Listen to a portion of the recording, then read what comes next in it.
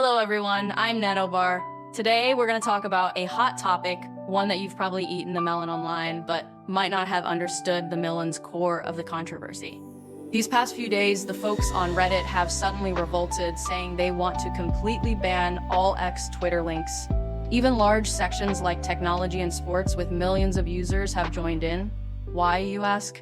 In their own words, it's because ever since Elon Musk took over, the X platform has been rapidly going downhill, becoming a cesspool of racism, various forms of discriminatory speech, and even openly Nazi content. Wow, Nazification? That's quite a serious accusation.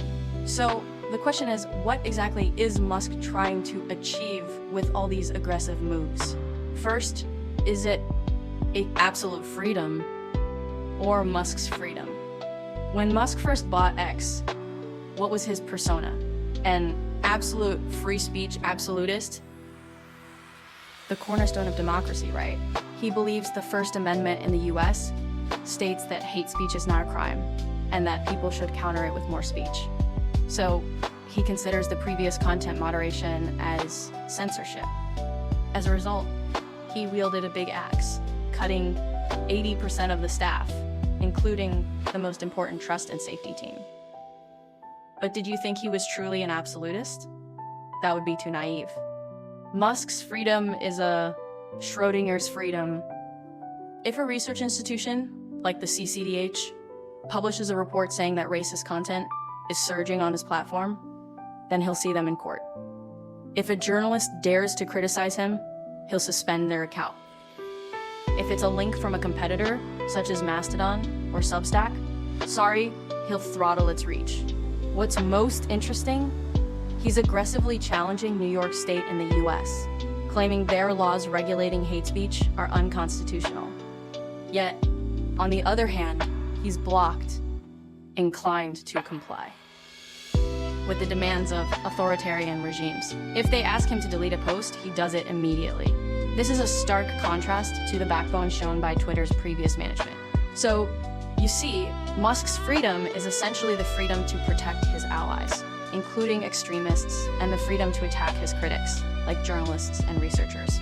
Now, Musk has become a favorite of the king for his second term, and he recently managed the Department of Government Efficiency. The king just issued an executive order to restore free speech, and Musk is suing New York State. What a coordinated effort. So this isn't a town square at all. This is clearly Musk and his political allies' private garden.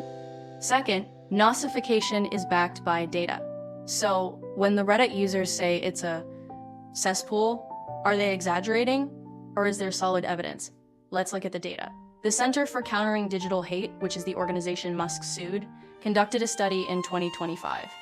They reported 100 posts, clearly violated X's own rules, such as calling for violence against Muslims or immigrants. Guess how many X dealt with? For 97% of the posts, the platform took no action. 97%. Was the report button just for show? Isn't this just a placebo system? Even more bizarrely, the CCDH found that many of these accounts spreading violent lies were blue-tick verified users, and they could even make money from it.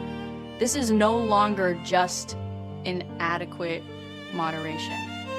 It's like, I love the way that you can do this, but in the way that I do feel will, and that's where the world comes in with the life working, well done kind of work. And I feel like functional acquiescence or even economic incentive. You spread hate and I'll pay you. And then there's anti-Semitism.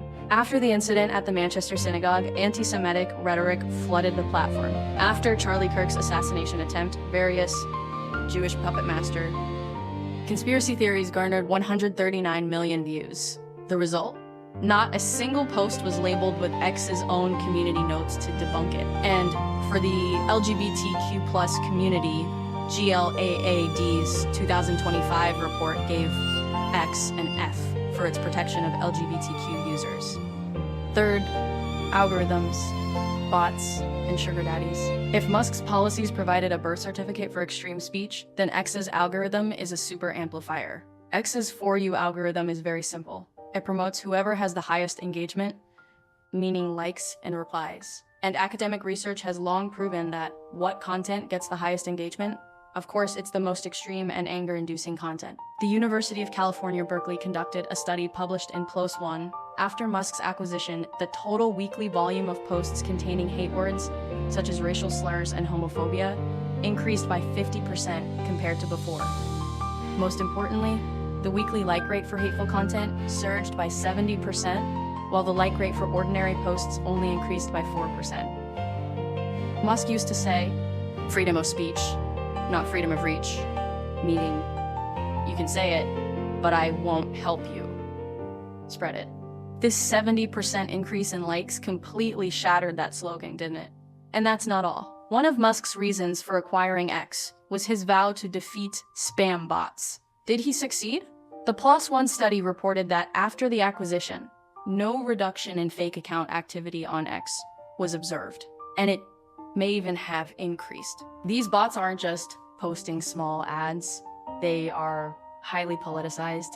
In the incident where the king was almost assassinated, 45% of the accounts spreading conspiracy theories within 48 hours were bots. Musk not only failed to solve the problem of third-party bots, but he also introduced a more powerful first-party disinformation tool, Grok AI. During the 2024 US election, Grok was found to be spreading critical election misinformation, such as fake voting deadlines, leading several state secretaries of state to send him a joint letter.